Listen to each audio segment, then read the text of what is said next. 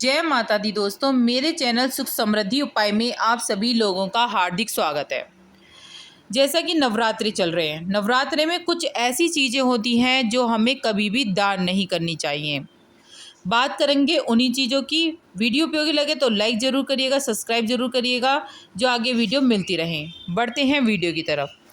पूजा पाठ के अलावा कभी कभी लोग नवरात्रि के दौरान कुछ ऐसे काम कर देते हैं जो किसी बड़ी भूल से कम नहीं होते। धार्मिक मान्यताओं के मुताबिक ऐसे कार्य घर में दरिद्रता और कलह का कारण बन सकते हैं। नवरात्रि को एक पर्व की तरह मनाया जाता है। माँ दुर्गा के 9 रूपों की पूजा की जाती है, उन्हें प्रसन्न करने की कोशिश की जाती है। शारदीय नवरात्र का त्यौहार चल रहा है और नवरात्रों में किस तरह से पूजा करनी चाहिए, इन चीज़ों का विशेष ध्यान रखना चाहिए। 9 रूपों को प्रसन्न करने के लिए कई लोग इस दौरान पूरे समय व्रत भी रखते हैं, पूजा पाठ भी क्या करते हैं।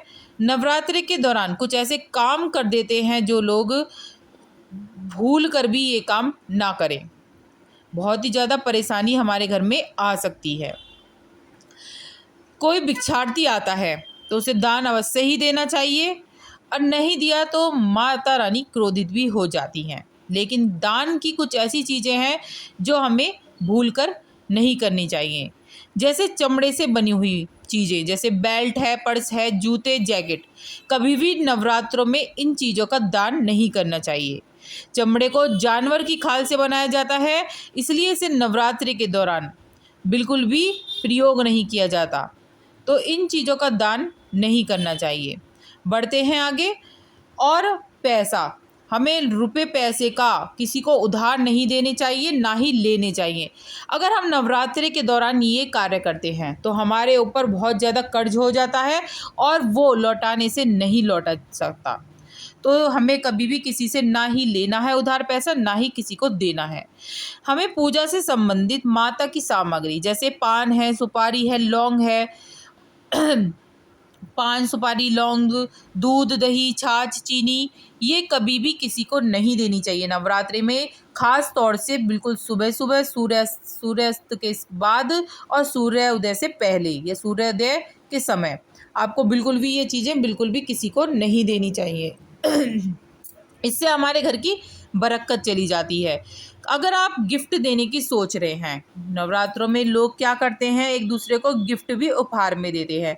तो गिफ्ट के दौरान आप बिल्कुल भी ऐसी चीज़ें ना दें जिससे आपका भाग्य आ जाए। खास तौर से घड़ी ऐसी चीज़ होती है जो बहुत ही हमारे लिए मायने रखती है। लोग घड़ी का दान कर देते हैं, घड़ी को गिफ्ट कर देते हैं। ये भूल कर भी ना करें, आपका समझ लीजिए बुरा समय आने शुरू हो जाएगा।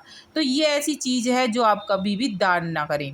नवरात्रि के दिन आपको ना ही किसी से, जैसे होता है शहद, गंगा जल, दूध, ये चीज़ें होती हैं। लोग मंदिर जाते हैं और मंदिर जाने के बाद कुछ चीज़ें भूल जाते हैं, तो क्या करते हैं, पास में ही कोई आता है उससे कह देते हैं हमें घी दे दो, लौंग दे दो।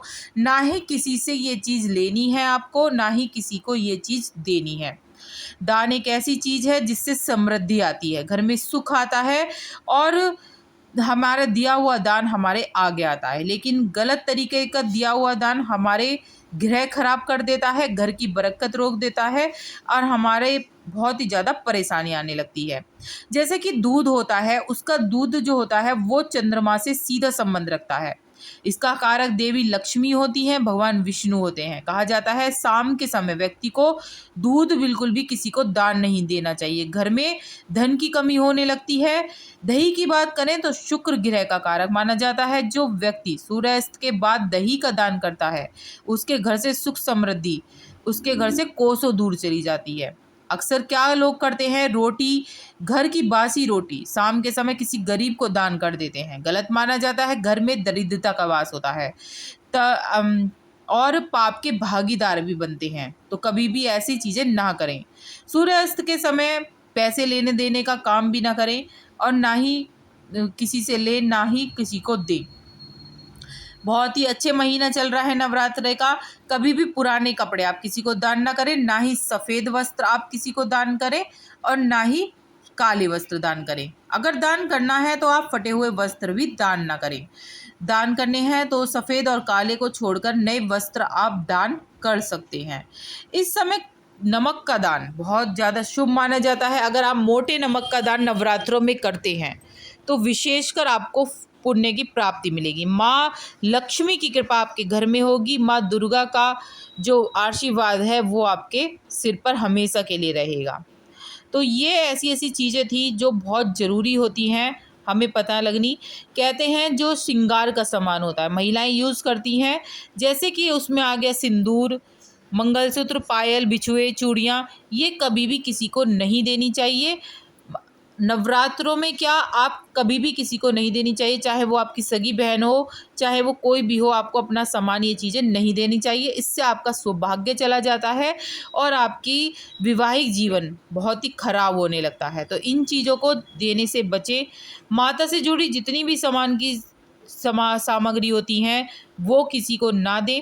और जैसे कि तेल है घी है, हल्दी है, बहुत सी महिलाओं की आदत होती है सामान ख़त्म हो गया, पास ही घर में चली जाती हैं तेल लेने, घी लेने, हल्दी।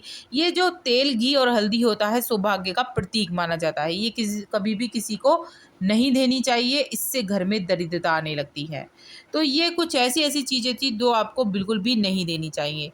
जैसे माता की चौकी पर नवरात्रों में बहुत अच्छा माना जाता है मोर का पंख, और माता की चौकी पर ज़रूर रखना चाहिए। बहुत से लोग होते हैं 2 मोर के पंख ले आए, एक किसी ने माँगा हमें भी दे दो तो दे दिया। कभी किसी को अपने घर या अपने पास जो मोर का पंख है किसी को गिफ्ट में ना दें, किसी को ना दें। इससे आपके घर की जो बरकत है, जो माँ लक्ष्मी की कृपा है, जो माँ लक्ष्मी आपको आशीर्वाद देने आई हैं, माँ दुर्गा आपको आशीर्वाद देने आई हैं, वो आपको नहीं मिलेगा। इस तरह से आप अपने घर की चीज़ें इस तरह से किसी को ना दें। बहुत सी ऐसी चीज़ें होती हैं जो हमें देनी चाहिए और बहुत सी हमें चीज़ें होती हैं जो नहीं देनी चाहिए। तो आज उसी टॉपिक पे हमने बात करा है। तो वीडियो उपयोगी लगे तो लाइक ज़रूर करिएगा, सब्सक्राइब ज़रूर करिएगा चैनल को, जिससे आगे वीडियो मिलती रहे। और कमेंट्स में जय माँ लक्ष्मी ज़रूर लिखिएगा। जय माँ लक्ष्मी दोस्तों।